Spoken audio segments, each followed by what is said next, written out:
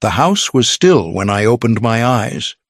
1:13 a.m., the kind of quiet most people don't even notice, the gentle hum of appliances, the slight pop of settling wood, the static lull of a neighborhood sleeping through its own inertia.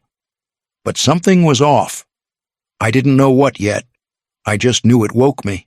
I sat up, rubbed the heel of my hand against my temple. Maybe I'd been dreaming, but I never dream. Not anymore. Then it came again, a flicker, brief but sharp. My internal feed monitor had pulsed against my wrist. One spike, packet anomaly, low-frequency signal running through the house's internal mesh. Most people wouldn't have felt it. I wasn't most people. I slipped out of bed in silence. The hardwood cooled my steps. No robe, no shoes, just muscle memory and breath. I moved through the hallway like I used to move through corridors in Tashkent. Lean with your shoulder, never your chest. Step heel first, not toe. At the far end, the corridor split left to the kitchen, right to the utility room. I turned left and paused. The faint glow from under the kitchen door cast a soft line across the floor. Then I heard it, her voice, quiet, clipped, muffled through the pocket of soundproofing she always denied she installed. I shifted my weight back flat against the wall. The packet anomaly made sense now. Encrypted VoIP. Probably a layered bounce low latency hidden inside a benign MAC address already trusted on the network. She was careful. Yes, sweetheart. Her voice was gentle, flirtatious. Not for me. He has no idea. My jaw didn't tighten. My breath didn't change. Just make sure the system crash looks natural. That was the moment everything slowed. I moved away before she could see my reflection on the glass cabinet. No need for confrontation. No questions. I turned, retraced my steps past the guest bath, past the cold, dark silence of the home office. Down 2 steps, I pressed my palm against the blank section of drywall behind the breaker box. The panel slid open with a soft hiss, releasing the scent of dust and steel. Inside the vault was waiting. The server core pulsed in slow blue like the heartbeat of something alive. I sat at the desk and keyed in the most recent local trace. Her call was still active, scrambled over 5 relays masked through a decoy node registered to an abandoned bakery in Oklahoma. Textbook obfuscation, the kind of thing I used to teach people how to break. I didn't listen to the rest of the conversation. I didn't need to. The words weren't the betrayal. The tone was. I loaded the full network capture into the sandbox and set the monitor to passive scrape. Then I stared at the terminal for a long moment, not thinking, just listening to the silence between processes. I had always assumed the danger would come from outside, from a rival, a hostile state, a buried breach waiting to be weaponized. But it was coming from inside my own house, and she had no idea that I'd already mapped every back door she thought she created. I didn't panic. Panic leaves fingerprints digital, behavioral, procedural. I kept the pace I would on any other night shift, steady, silent, precise. I closed the panel behind me and made my way down the narrow access hall beneath the subfloor, 3 paces wide, lined with fiber-cabled wall plates and raw steel.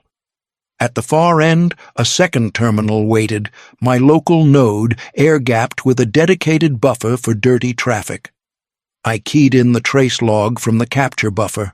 Her call had piggybacked off our guest Wi-Fi channel, tunneled through a spoofed device ID, clever but old. The MAC address resolved to a OnePlus device, likely a burner with firmware build dates less than 2 weeks old. I filtered the log, isolated her call, and ran a passive trace using a bounce-hardened thread I'd built years ago for backdoor audits. The signature crawled West Proxy bounce, then a metro repeater near downtown. I tightened the window. The endpoint came back faster than I expected. It was a prepaid line, registered 2 zip codes, overlinked to an address flagged last quarter in an internal memo from DHS possible dark node affiliate known Shellroot for something larger. Najari Signal Group. Encryption mercs, mostly Eastern European. Contract for hire but with fingerprints in 2 major U.S. data breaches and at least 1 infrastructure attack. I'd seen that name twice in classified reports that weren't supposed to exist, and now my wife was calling them. I leaned back in the chair, not to rest, just to breathe. The little things began to reassemble like static resolving into pattern. Her emergency trips to her sister's condo that never lasted more than 6 hours. Her recent questions about which of our storage devices had redundant cloud mirroring, she framed it like a backup discussion, casual offhand, but she was mapping assets. That night she asked about my old Linux tower in the garage, claiming she wanted to digitize our wedding photos. I remember the way her voice lifted at the end, too light, too practiced. It wasn't surveillance paranoia. It was audit logic. The difference between anxiety and recognition. This wasn't impulsive, it was measured. I ran one more check, pinged the burner against an external registry I maintained offline. A contact hit, not direct, just adjacency. The number she'd dialed after hanging up belonged to a flagged relay used by a former intelligence handler turned network recruiter, which meant I wasn't just married to someone hiding something. I was inside a targeted operation, and she'd just triggered my firewall in all the wrong ways. I met her in the break room of a defense contractor's Denver satellite office. At least that's what the file said.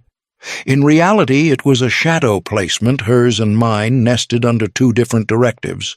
I was embedded through a false consultancy tied to the Bureau. She was listed as a logistics analyst on the digital asset recovery team. Neither of us used our real names that week. She was sharp. Not the kind of sharp that cuts you more, the kind that gets under your skin, warm and disarming. She drank her coffee, burnt and black, never added sugar, never apologized for it. We talked between war rooms and project sinks, both of us pretending not to notice how similar our files sounded. It was her laugh that got me. Not because it was sweet, but because it was real. I'd been living inside fake names and false assignments so long, I forgot what sincerity felt like. She noticed my shoulder scar one night while we were sorting out drive backups in the server cage. "That looks like a Nike swoosh," she said, and without asking, traced it with her finger.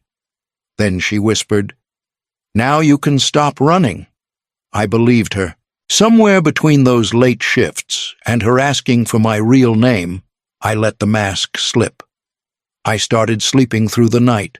I started thinking about permanence, not the operational kind, but the domestic illusion. A kitchen that always smelled like garlic. A wife who knew my passwords because I trusted her, not because I was testing her. I let her build a map of me. I let myself believe she was building it because she wanted to stay. Now, sitting under the low hum of my isolation server, watching her call logs and encrypted message history scroll across my screen, I can see the shape of something else, a different kind of architecture.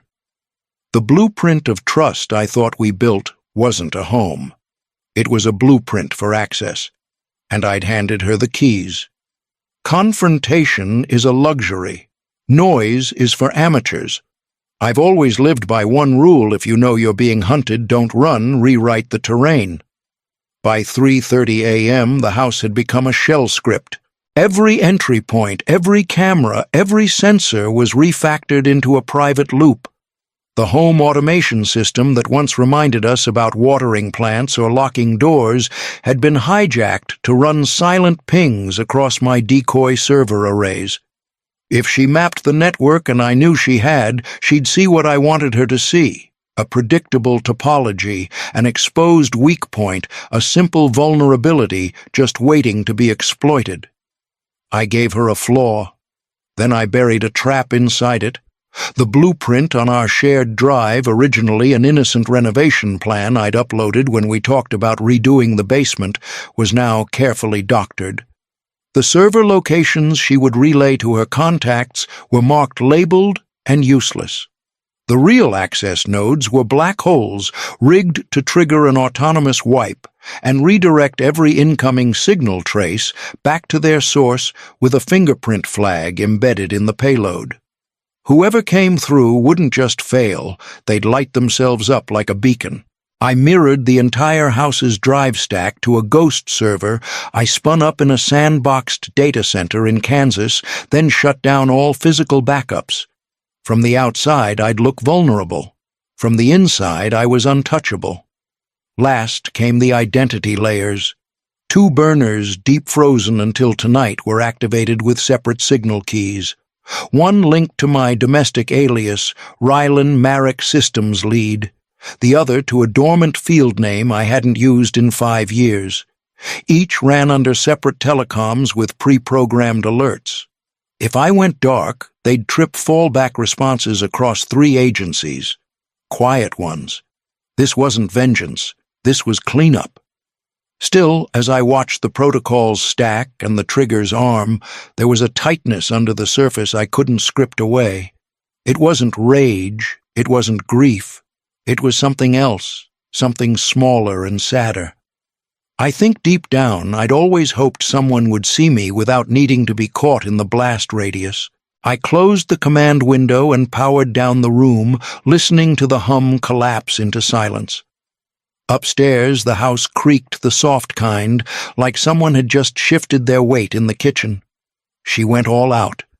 The scent hit me as soon as I stepped into the house, rosemary garlic-seared butter. A full spread waited on the table like something out of a lifestyle magazine. Ribeye, roasted carrots, scalloped potatoes, apron tied neatly at her waist, hair pinned up the way she used to wear it when she wanted me to notice. "There he is," she said, all warmth and welcome. "Dinner's almost ready. I thought we deserved a nice night in." She plated everything with delicate precision. Candlelight flickered between us, soft and controlled, dancing off the polished wine glasses. The bottle was already breathing. Anniversary vintage 2015. We were supposed to open it next month. She didn't ask. I sat, watched her movements, fluid, practiced, measured. The same way you'd stage a deployment, no wasted effort, no surprises. She poured the wine and handed me a glass. Her fingers brushed mine like they used to, like muscle memory pretending to be love. "To us," she said, raising her glass with a smile that barely wavered. I raised mine. "To tomorrow." She blinked, just once. A micro-freeze in her face, not confusion calculation. Then she recovered and gave a soft laugh as if I'd made a joke she didn't quite get but didn't want to question. "You're not going to tell me what that means, are you? I cut into the steak." "Not yet." She talked after that about the neighbor's new fence, a podcast she thought I'd like some show she wanted us to binge. I nodded, let her speak, let her fill the air with static. Every word was perfectly chosen, perfectly placed, and completely hollow. This wasn't my wife. This was the copy she built, the skin she wore, the part she played to keep the curtain from falling. After dinner she smiled again and said she needed to take a call. "My sister," she added, eye roll included like punctuation. I leaned back in the chair, gave her a nod. "Take your time." She grabbed her coat and walked out the front door, footsteps light, casual, careless. 6 seconds later, I tapped my watch face twice. The drone lifted silently from the bin tucked inside the landscaping crate and angled upward in a slow arc, rising just high enough to clear the roofline before locking onto the signal. The micro-GPS chip was embedded in the seam of her coat, a redundancy I planted last year after a compromised assignment out of Newark. Not because I suspected her, because I didn't trust peace. Her path was deliberate. No wandering, no detours. She turned off the main road, cut through a private access lane, and pulled into a dead lot behind an unused warehouse complex, one I recognized immediately. It backed against a regional data center scheduled for emergency routing upgrades later this month. Minimal staff. No eyes. The feed from the drone flickered for a second, then stabilized. She parked next to a black SUV already waiting. Then another vehicle arrived. 3 men stepped out, full tactical gear, black gloves, reinforced vests, visors lowered. She greeted them like colleagues. No hesitation, no deference. She was running point. I magnified the feed. She handed them a printed set of schematics, my network topology. Or what she thought was mine. I watched her point to nodes, gesture to entry routes, mark which subnets carried live security traffic and which could be bypassed. Her confidence was complete. She believed what she was giving them. She believed I had never changed it. But I had. 3 weeks ago. The blueprint in her hand showed a home vulnerable at its seams. Exposed drives, unpatched routers, unsecured wireless bridges. In reality, those vectors led straight into my loopback traps preloaded with mirrored malware triggers. Any attempt to exploit them would activate traceback signatures and feed them false success indicators. They'd think they were in. By the time they realized the breach had gone 2 ways, I'd already have their internal device IDs, encryption salt, and packet paths logged and locked. She didn't know. She was standing there with her hair pinned back and her shoulders squared, like she'd finally taken control of something that was never hers to hold. The drone drifted higher, adjusting for a better angle as more vehicles pulled in. 2 more, then a third. I watched her nod once and start walking toward them. Her voice lost in the night air, but her posture saying everything. She was ready. So was I. They launched at 03:17 right on cue. A burst of anonymous traffic surged against the mirrored subnodes I'd left exposed like a trail of breadcrumbs. The initial probes looked clean, low-latency pings, randomized payloads, nothing signature-based. They were pros, the kind that don't ask questions unless something breaks. But they didn't know I'd already broken everything before they started. From my private node, 5 states away, I watched their attempts flicker and fail in real time. Not visibly. Not yet. On their end, the scripts returned. Green access, granted privilege, escalated session, persistent. All lies. Each command they entered simply built another layer in the containment stack I'd wrapped around their signal. One by one, their devices began to choke. First, the back doors they'd installed on their own machines began feeding false logs. Then, the IP masks collapsed, rerouting their locations through spoofed exit nodes I had hardwired into my traps. Within 90 seconds, all 6 active terminals began seeding their own data into a dead switch protocol. Password vaults, financial keys, personal messages, everything dumped into a scrape package, zipped and redirected to 3 separate dead drops I'd salted on darknet forums under random handles. Their network wasn't just failing, it was being erased. Elira's burner was last to fall. I watched it spike with notifications, a cascade of system alerts, crypto wallet breaches, failed authentication attempts. Her face lit up in the drone's lens as she stared down at the screen, her expression shifting fast, first confusion, then calculation, then something close to panic. She tried to make a call. The line froze. She switched to text. Nothing. Then she powered it off and ripped the battery. Too late. Her backups were already gone. Cloud accounts, dummy shell corporations, even her ghost chain identity all wiped with a single override command I entered from my end. 1 line.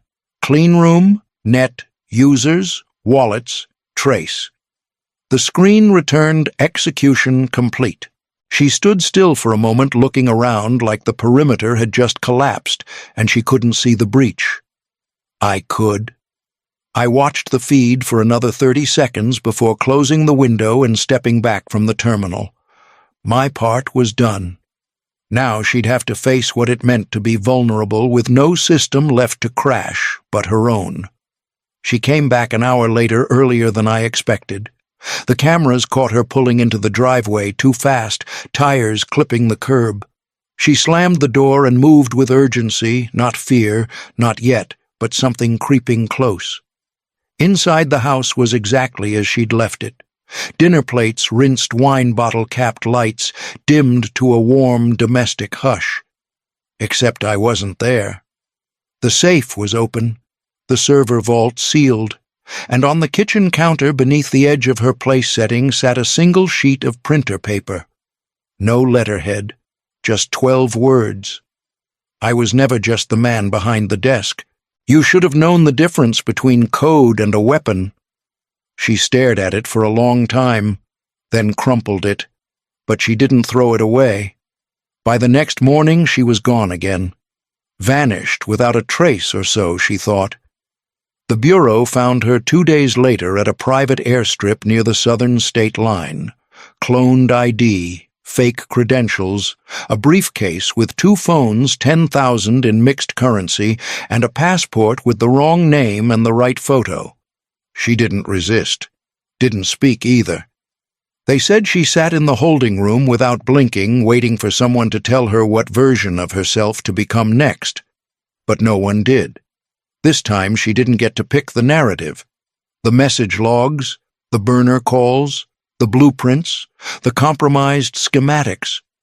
Everything had been tagged, cross-referenced, and submitted before she'd even cleared the county line. Her aliases collapsed like dominoes. They processed her under federal directive. Classified infiltration. Civilian compromise of protected intelligence infrastructure. No deal, no leniency, and no warning. The wind moved differently out here. Slower, like it forgot it had somewhere to be. I sat beneath a low canopy of pine legs, crossed rifle disassembled beside me, wrapped in oiled cloth. The safe house was 3 miles back, buried behind a broken cattle fence and a dead GPS marker. No signals reached this far. That was the point. From the inside pocket of my jacket, I pulled out the notepad. No lines, no names, no emblem. Just blank space. I flipped past pages filled years ago, stopped at the first clean sheet, and started writing. I didn't want vengeance. I just wanted her to see me once. Not the version she built, not the placeholder she played around me. The whole thing. Messy, wired, real. But maybe ghosts don't get that. I paused, pencil resting between my fingers, then added, "Now I disappear again. Just how I like it." I tore the page clean, folded it twice, then once more, and struck a match. The flame curled along the edge like breath against skin, consuming the words in a slow spiral. I held it until it stung, then dropped it into the dirt and watched the ash spread. No broadcast, no closure, just the hum of somewhere in between what I was, what I pretended to be, and the space left when both went silent. I stood before dawn, slung my pack, and turned toward the ridge.